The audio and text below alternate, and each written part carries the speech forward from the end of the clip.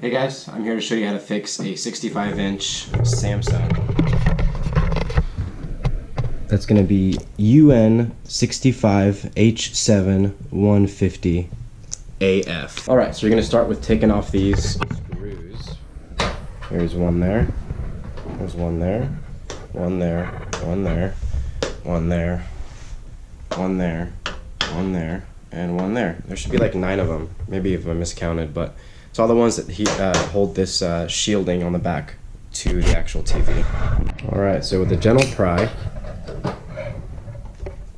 pop it right up like that.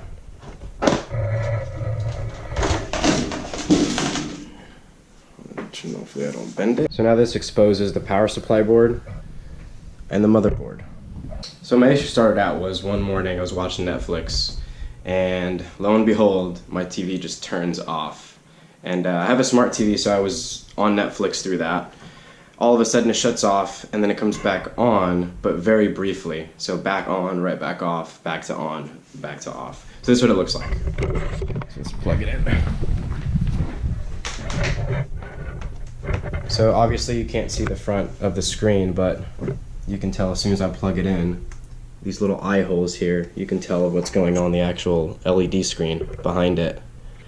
See, just turning on and off, on and off. So you can imagine what's happening on the other side, just a blank white screen, and then it's off again. So I figured first check the power supply board here, and just to make sure that all of these components look okay, nothing looks burned or charred or smells or anything. One thing I did do is there's a little legend there. You can't really read it or anything, but they're just the pins for this connector here to check for power and see if it gets distributed out through the board and to this connector. So you can check those for voltage. I think it's like 13 volts for most of the signals, just to make sure that you get power to that connector, which then feeds the main board. So one thing to check also, and try not to touch it with an actual metal object. I'm not actually touching these, but just to check, I'm just pointing with it, just to check the capacitors all around, just to see for bubbling on the outside. Just make sure they're flat on either side and there's no actual bulging, which could prevent the power to distribute through down to the main board, giving you a picture.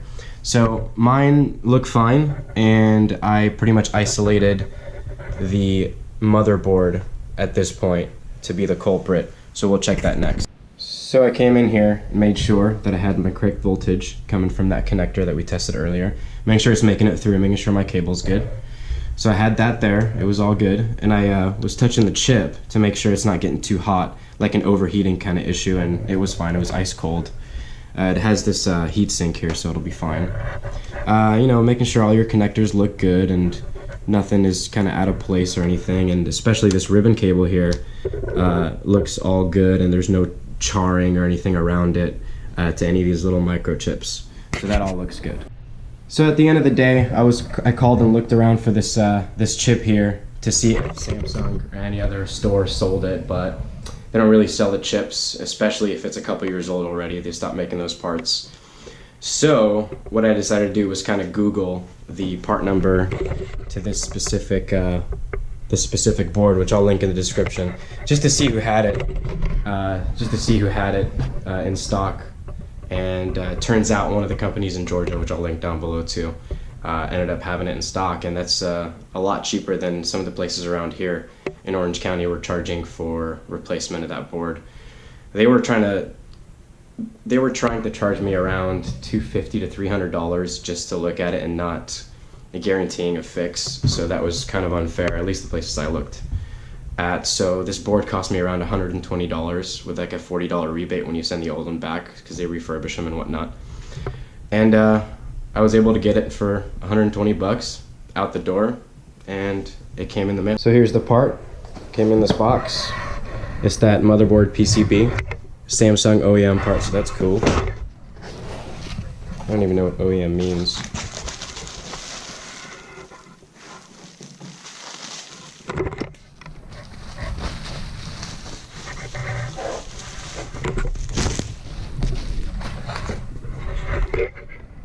Take the old board out. So you're going to take out this one, that one, that one, that one, and that one, which I seem to have lost.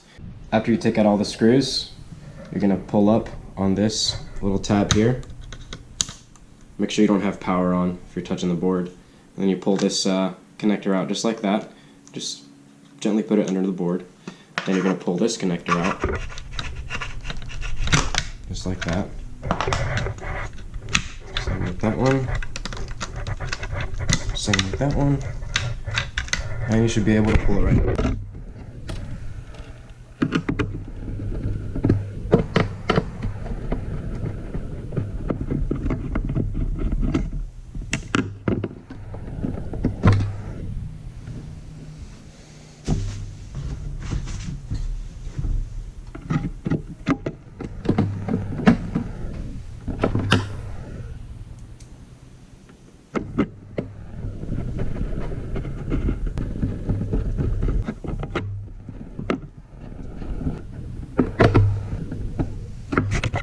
So in reverse order, you have your screws, set them up all the way in through, and then you're going to connect your connectors up. I like to start with the most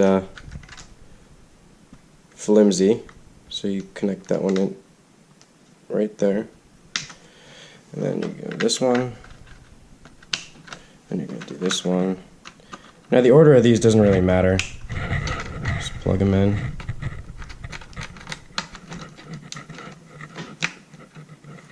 Okay, those are all good. Alright, time to test it out. Alright, so in reverse order, pop that back in and put on the screws. And don't be like me, don't forget this little insert right in between so it comes out.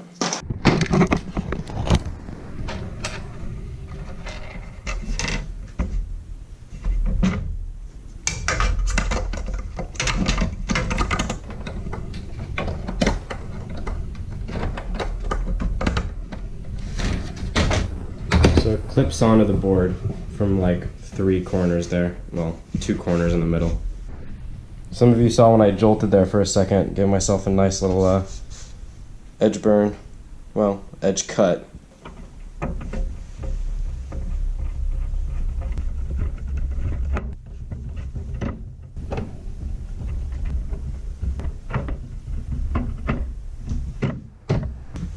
Plugging it in. Let's back it up here just a few. So right off the bat, it's not turning on and off by itself. So that's a good sign. So we're going to take our remote, turn it on. Alright, that's a good sign.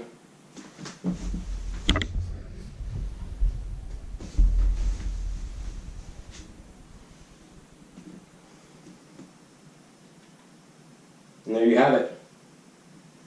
So the motherboard fixed it after all. Not going to say that 100% of the time that's going to be the fix. But if you want to try it, risk, $120, well, about $80 after the rebate. And try it yourself, might as well. I mean, they're going to charge you anyway, so. Just comment below with your thoughts and your experiences with this one. And hope you fix it.